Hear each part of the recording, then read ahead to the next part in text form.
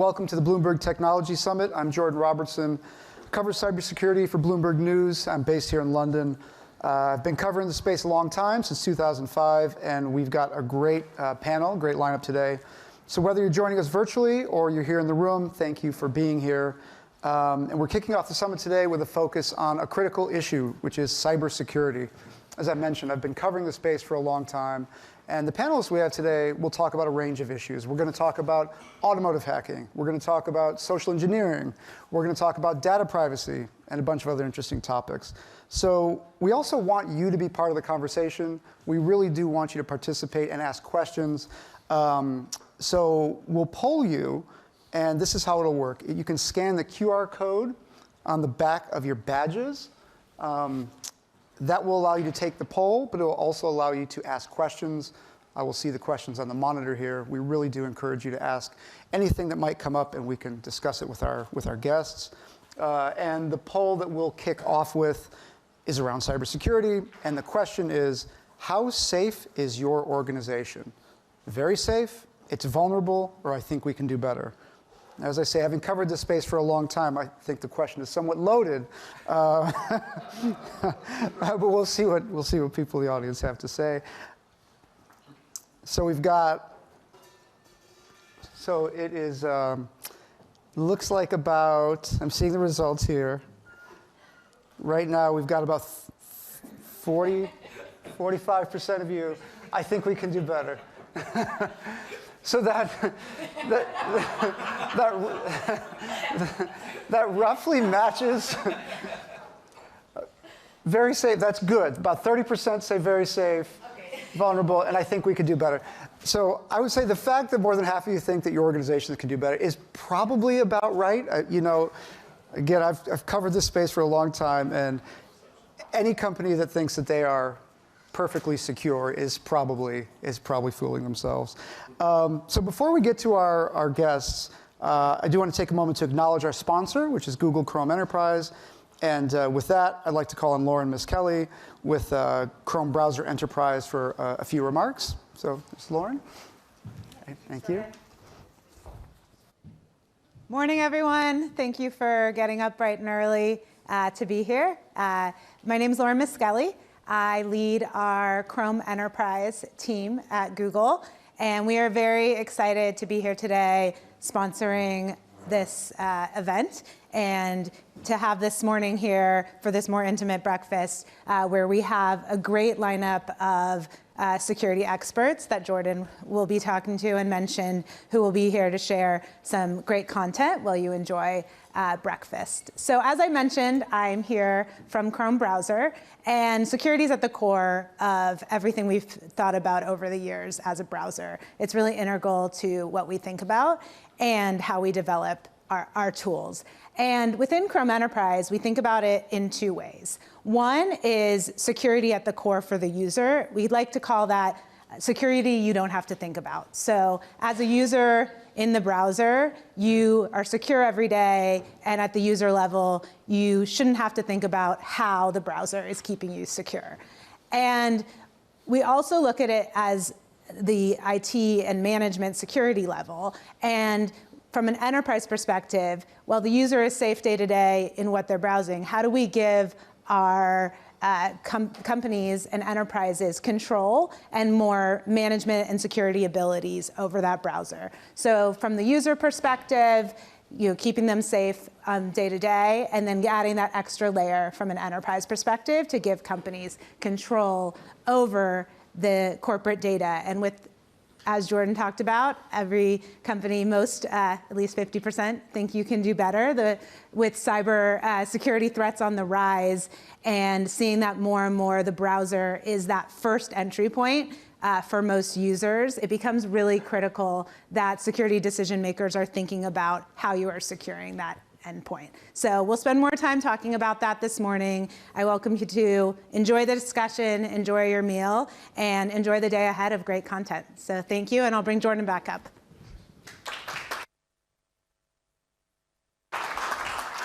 Thank you very much, Lauren. And for our first guest, we're going to bring up engineers from France's Synactive cybersecurity firm breached Tesla's Model 3 within minutes at a security competition earlier this year, earning themselves a cash prize and a free Tesla. Tiffaine Roman Latapi is head of the reverse engineering team at Synactive. Really excited to have her, so please join me in welcoming Tiffaine to the stage.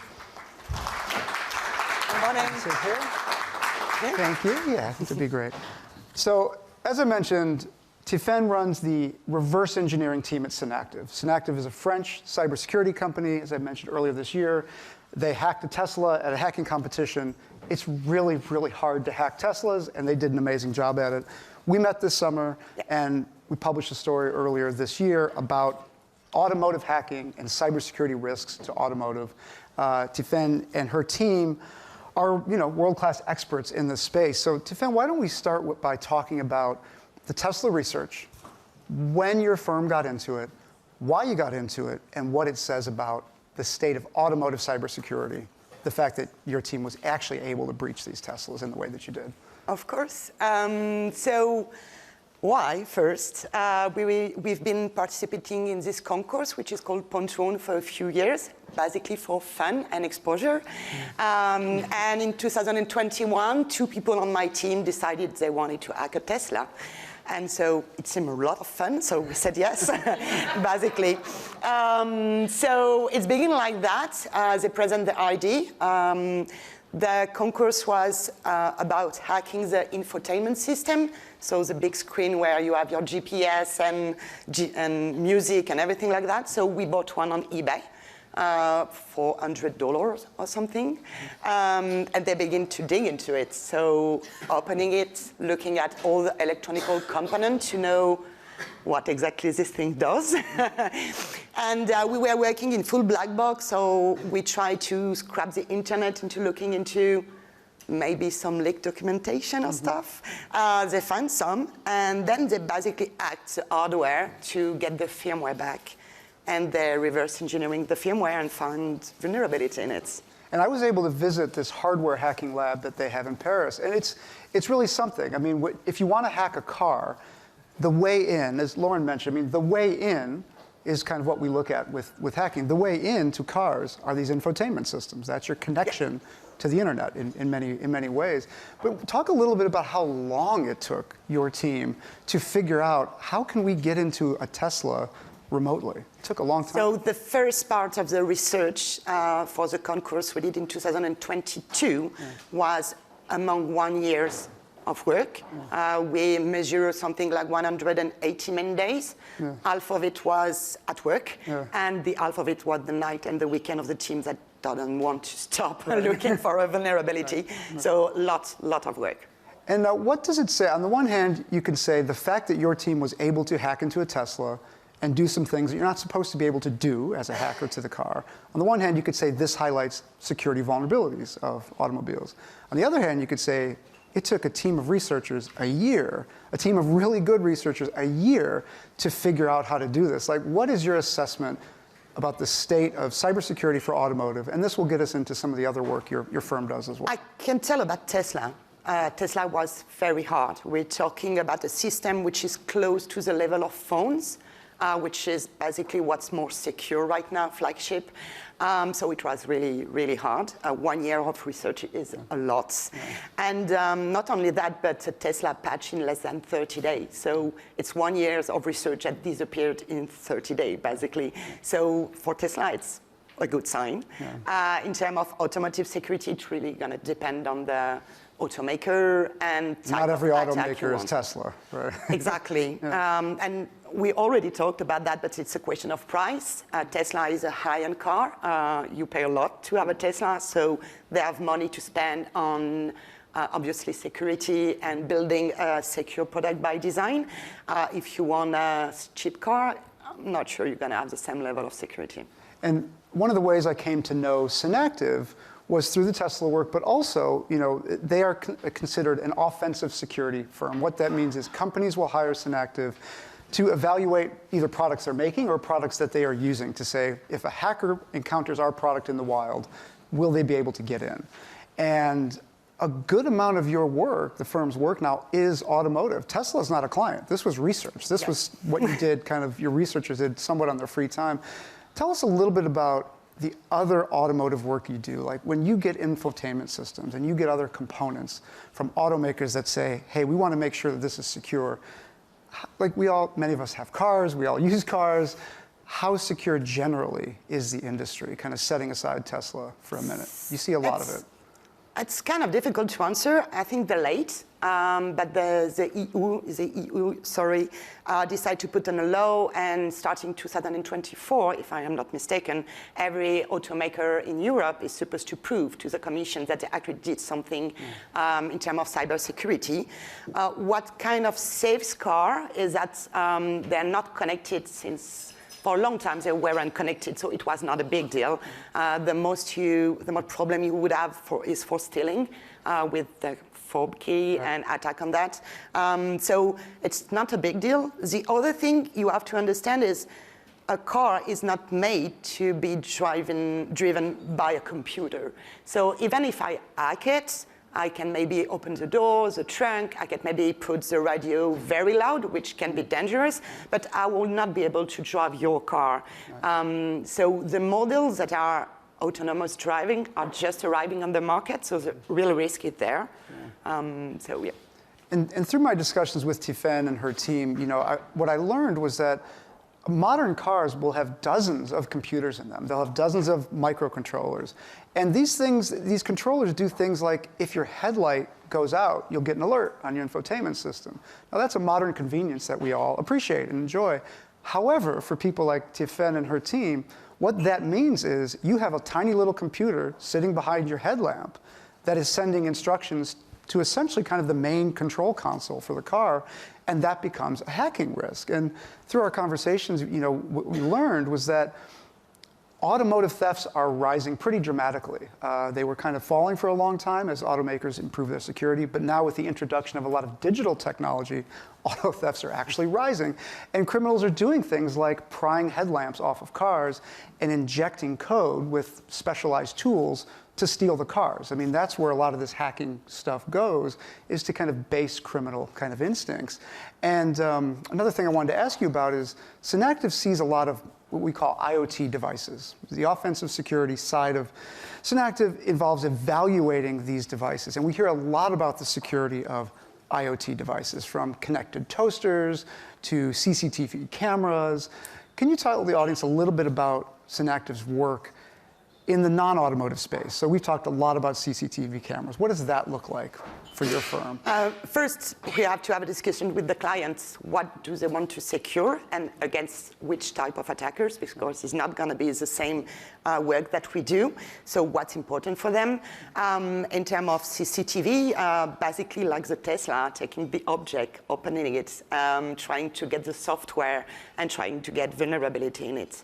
Nowadays, most of CCTV doesn't have a lot of software in it. Everything is in the cloud. So you want to attack the cloud and not the CCTV itself. But yeah, it's kind of the same work we did on Tesla. Easier most of the time, but it's similar work. And we've talked about this before, but people don't hire your firm essentially to get a clean bill of health on a device. You will find things in almost everything.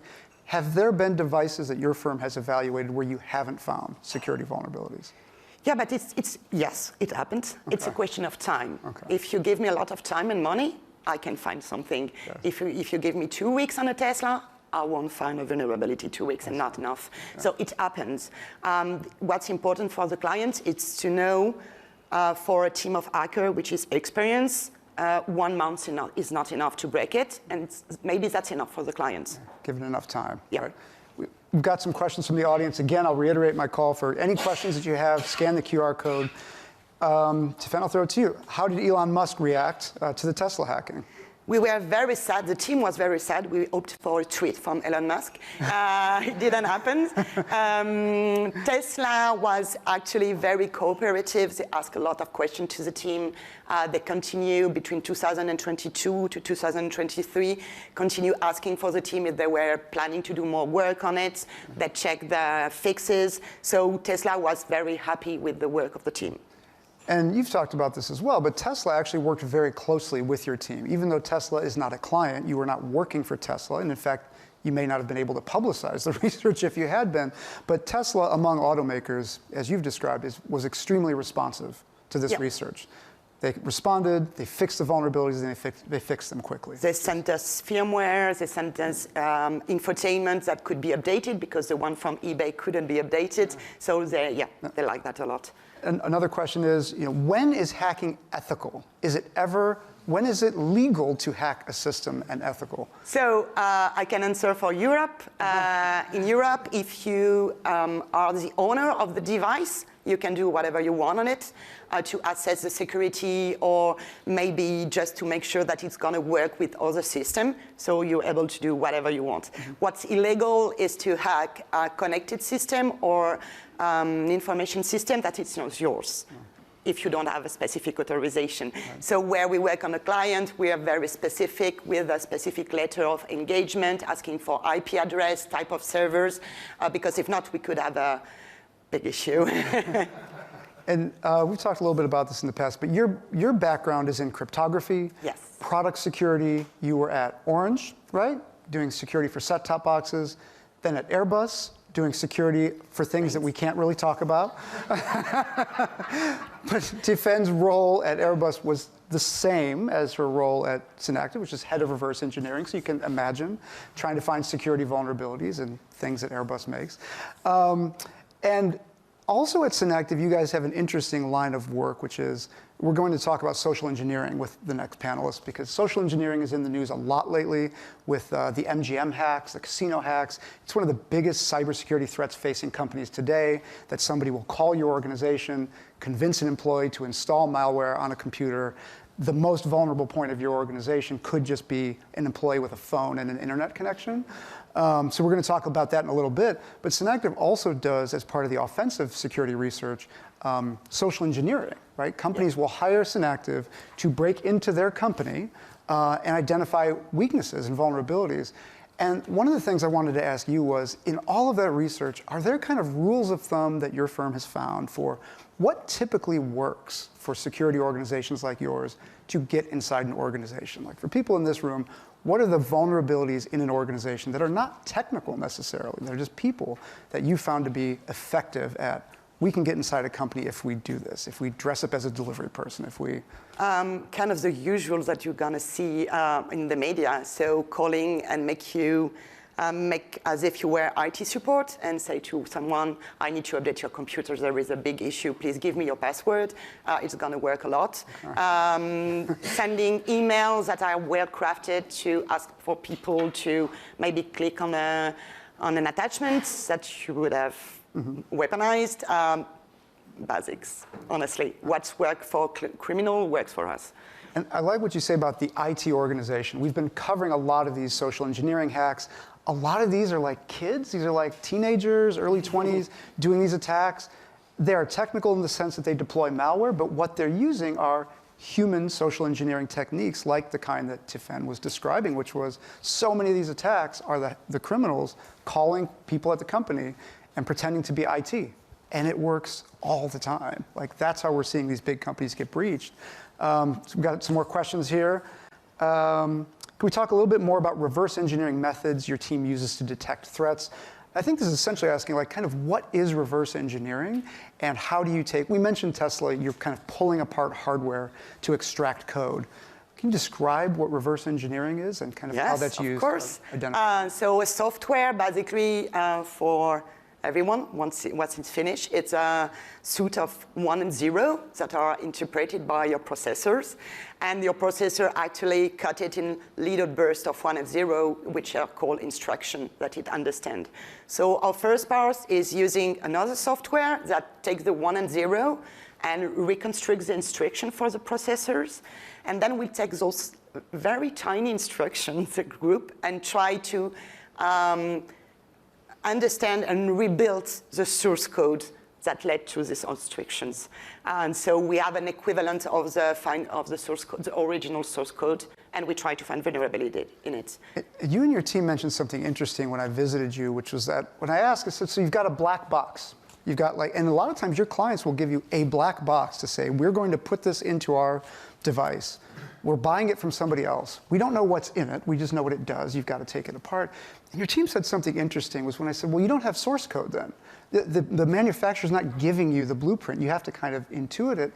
And when your team was saying that, like, you'll do the process you just mentioned, you'll get kind of a rough sense of what the code is, and you have to have an intuition about this body of code looks like it would be vulnerable. Yeah. We're not really sure when or how or where, but this kind of, it's like looking at, like, squinting your eyes and looking at one of those 3D images that pops out. Yeah, there's like an intuition there, this kind of. There is part of intuition, and there is two ways. First, there is the easiest way, which is looking through the kind of entry an attacker would take. So if you have a Wi-Fi connection, basically he's going to try to go to Wi-Fi.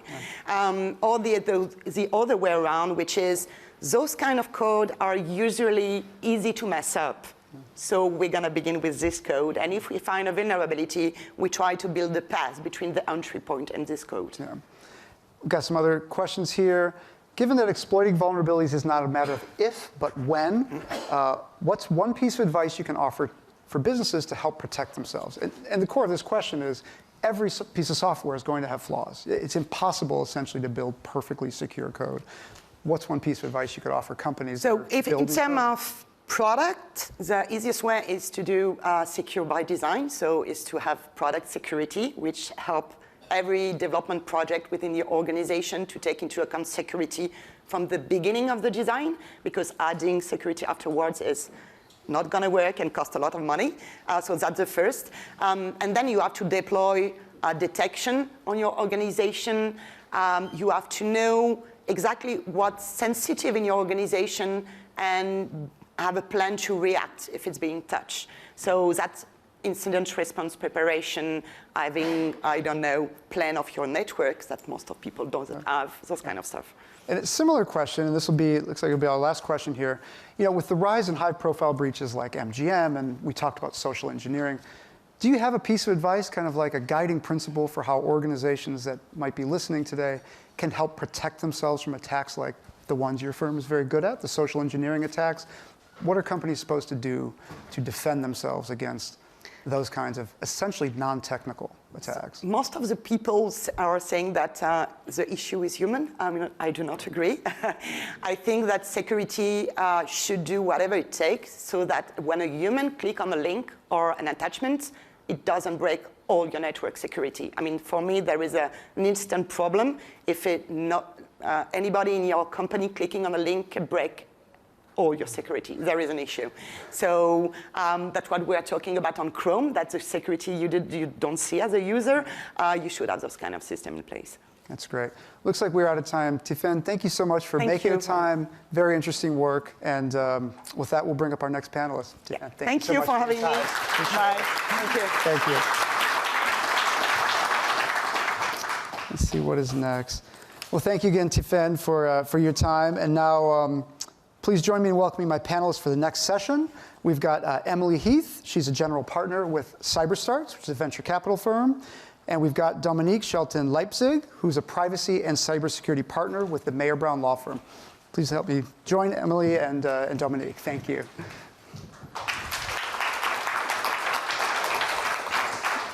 So as I mentioned, Dominique is a privacy and cybersecurity partner with the Mayer Brown Law Firm. Emily is with CyberStarts. Before that was the Chief Information Security Officer with both United Airlines and DocuSign, a number of other organizations. They've come a long way today. Tiffaine came from Paris. They've come from California. So thank you so much for coming this far. And to kind of build off of what we were just talking about with Tiffaine, social engineering, I mean, it's one of the biggest issues facing companies right now. Cybersecurity as an industry has been around a long time. We have pretty good tools for detecting malware and hacking attempts and things like that. But when it comes to social engineering, Dominique, maybe I'll start with you. You advise a lot of C-suite executive folks about privacy and cybersecurity. What are you hearing from CEOs and other C-suite about social engineering and what they're supposed to do about it? Because it's not a technical necessarily solution. Yeah, when I'm advising CEOs and board members, I'm talking to them about being on red alert and high attention, as this not only goes to the core of their systems, but we're talking about digital and technology in healthcare, finance, so many important parts of our lives. Let me just give you an example, Jordan. We have a situation where social engineering, through a Russian-sponsored attack, ended up targeting 17 hospitals in the US just in August. Emergency rooms not available, and ambulances needing to be diverted. So this isn't just a nice to have, is what I tell CEOs and board members. This is absolutely critical. And it starts at the top, okay? It's about being prepared.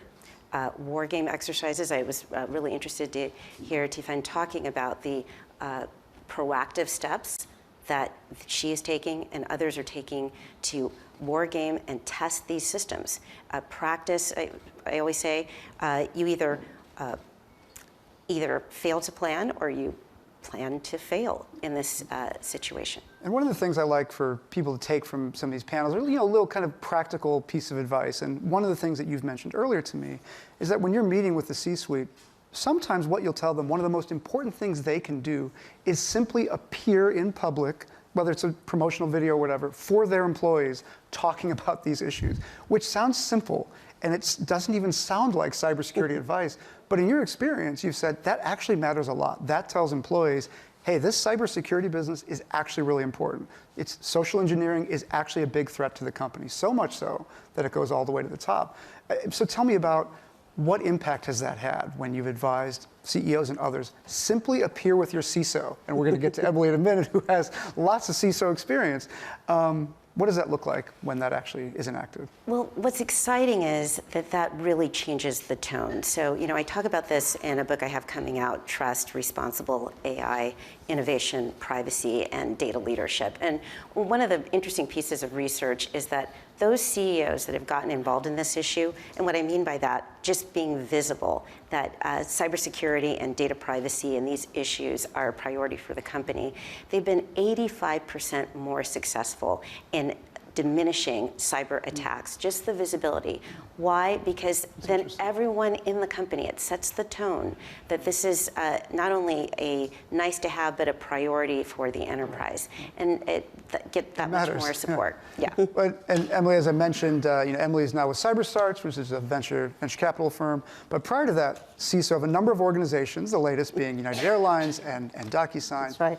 And social engineering, those organizations, I'm especially thinking about airlines, you have so many, not even just employees, but contractors and subcontractors and subs of subs of subs that could potentially be a security risk. That's how right. do you think about and how have you approached this issue of social engineering? Not just these phone calls that we're talking about now, but any of those people could be a security risk to your organization. It's so true, and I agree with the previous panelists too, that it's not the human's fault.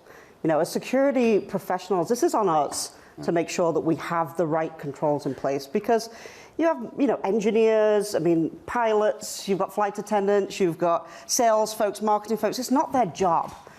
Not everybody's a security professional. You cannot expect them to be. So it's really up to us to make sure that we're putting the right controls in place. Social engineering has been around for a long time, so the concept is not new. But the way in which we live has changed so much. You look at how much of your data is available online. I'm not a Facebook person. I'm mainly a LinkedIn person. You can probably find out a lot about me on LinkedIn. But I don't do many other aspects of social media. Many other people do. It's not necessarily difficult to profile people anymore. It used to be a lot more difficult. So the way in which we live has changed. So therefore, the way in which we need to defend has changed. I see it in organizations, not just in the traditional sense of social engineering, but think about things like business email compromise. This is, historically, you think about that in terms of consumer payments. I think the banks have done a really, really good job of now being able to identify fraud. But on the business side, business email compromise often comes through phishing, which usually has a social engineering component to it. There are millions and millions of dollars being lost to business email compromise from a B2B payment fraud. And this is, and just to define the term, this is, if you're a business, you've got a hacker impersonating your contractor, impersonating your partner, That's right. intercepting emails, sending invoices to the wrong places, That's things right. like that. And if you think how your organizations operate, usually what happens in a B2B payment situation, the finance teams are doing batch processing. They're not necessarily validating every single payment. So these kinds of, and when you talk about social engineering, it's not just the traditional consumer side of it anymore. How much that really affects finance, how much it affects fraud. We have a company in our portfolio launched 2 or 3 months ago. Great name, they're called Trust Me. And they look specifically at this. And I was the biggest skeptic. Yeah. Honestly, I was so skeptical at first, thinking, are you sure this is a big enough problem for you to go build a company around that people will buy? And I was absolutely amazed at how much money people are actually losing from the B2B side. So social engineering has a huge, huge part of that too. And I love these practical bits of advice, like when Tiffen talks about, even if somebody tricks your employee into installing some malware, as a security professional, you can try to make sure that that link doesn't break your entire network. You talk about simple visibility from the C-suite matters a lot. Emily, what would you say? Is there like a takeaway for people that they can say, all right, like I can't protect a network of employees and subcontractors that, a million people deep. What's like a takeaway that you might have about where do you start? Like, what's the most important thing that people can? And I'll give you, this is kind of how I've run security programs before. It's not specific to social engineering, but no matter which organization I go to, the first thing I ask myself is, there's 5 questions I run a security program by. The first one is, what matters most to my organization? If you're in an airline, it's probably safety. Human life is the #1 thing that matters the most. If you're in a SaaS company, it's probably your code or it's data or it's some kind of privacy concern of some sort. So when you start an organization, or if you're currently at your organization, you need to know what matters to you the most. And then you have to ask yourself, well, where is that stuff? Visibility, right back to that. Where is it? How am I protecting it? Where am I most vulnerable at risk? And how prepared am I for when something goes wrong? If you can answer those 5 questions, and you know what matters and where it is, now you can start reverse engineering, okay, so how could people actually get to that? So think of it in terms of practical sense. You can't secure everything the same for your organization. It's an impossibility.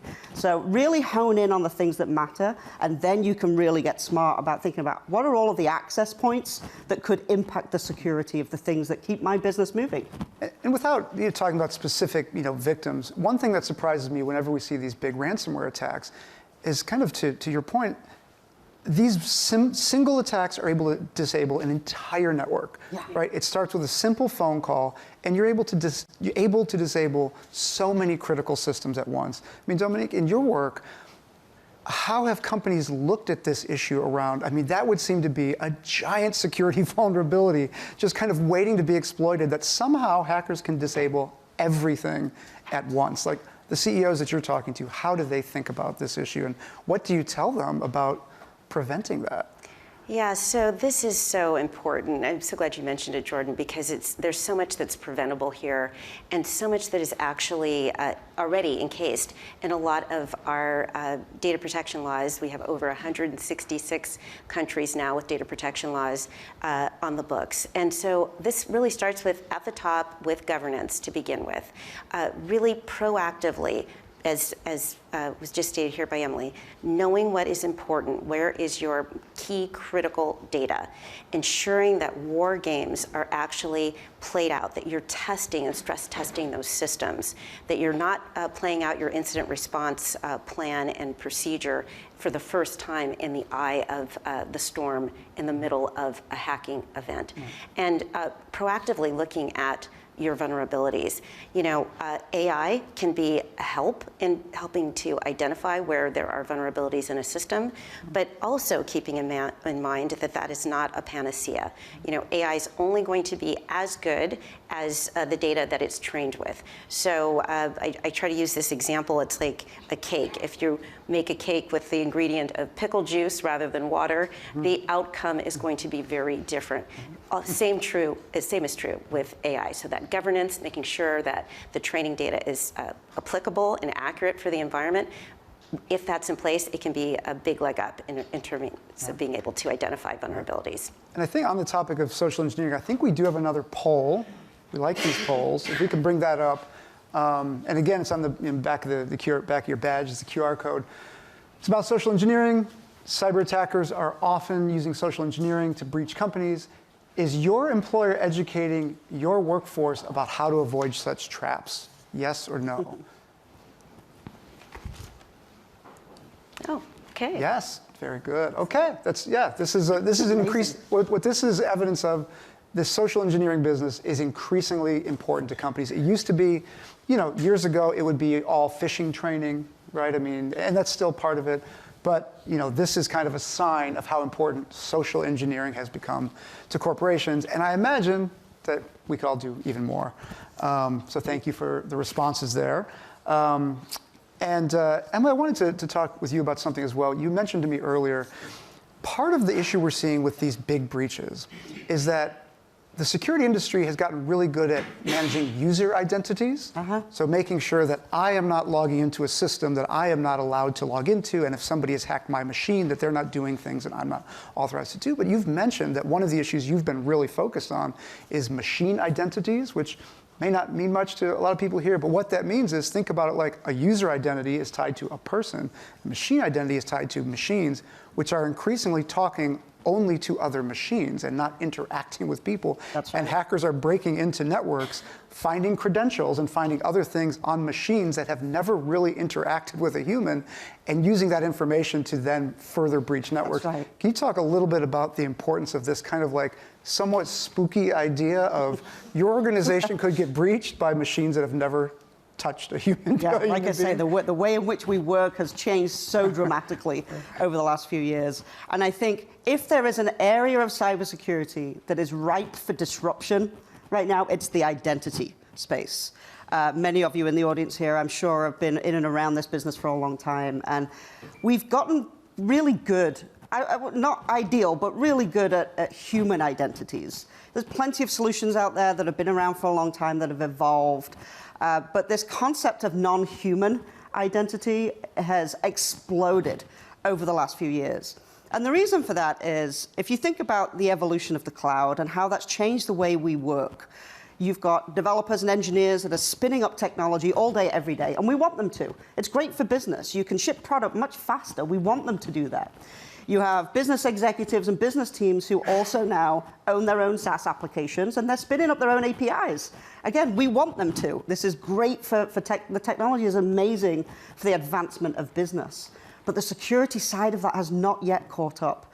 What we're finding, and again, we have a couple of companies in our portfolio that are looking specifically at this problem. One in particular looking at the non-human identities. They're still in stealth, so I won't tell you too much about them just yet. But when they're doing kind of proof of values and proof of concepts with early adopters and early companies, they're finding hundreds of thousands of machine identities, non-human identities, that the companies just didn't know existed. And that's because if you think about all of the APIs and all of those tokens, all of the secrets, oftentimes you've got service accounts in the cloud that are machine IDs that talk to other machines. There's no human involved. But there's not as much hygiene around this class of identities. With human identities, we've been used to privileged account management for quite a long time. We've been used to multi-factor authentication, so we've gotten quite good on the human side. But on the non-human side, there really aren't many solutions out there that can think about not only giving you visibility into what you have, and the danger and risk involved as to what you could actually get access to with that level of privilege, but also there's no rotation. A lot of these passwords stay out there. They stay stale for a long time.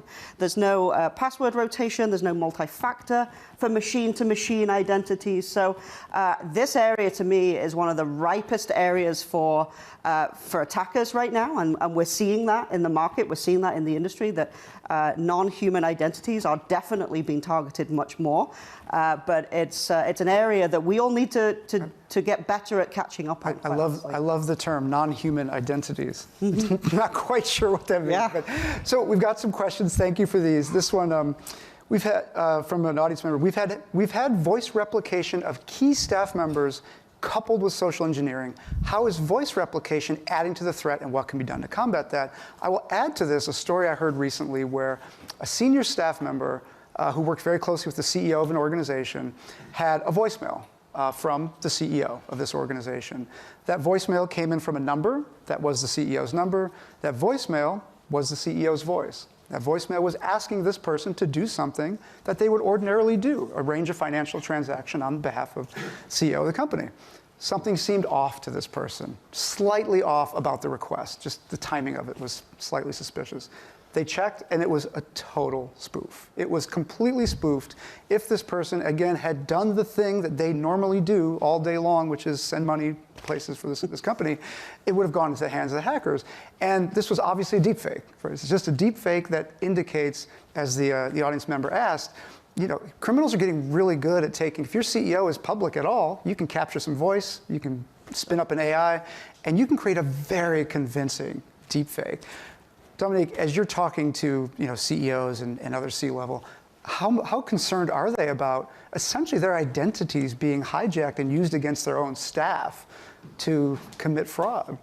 Jordan, this is a really big issue and a deep concern. And the good news is with the 37 draft pieces of legislation out there in 6 continents on AI, for example, that can do a lot towards governance as well to help build redundancies in place, just as this staff member did, seeing what's off, knowing, having code words, knowing what things in their environment will make a particular transaction actually a green light. So these are, what we're trying to do is avoid having companies think about these things on the fly.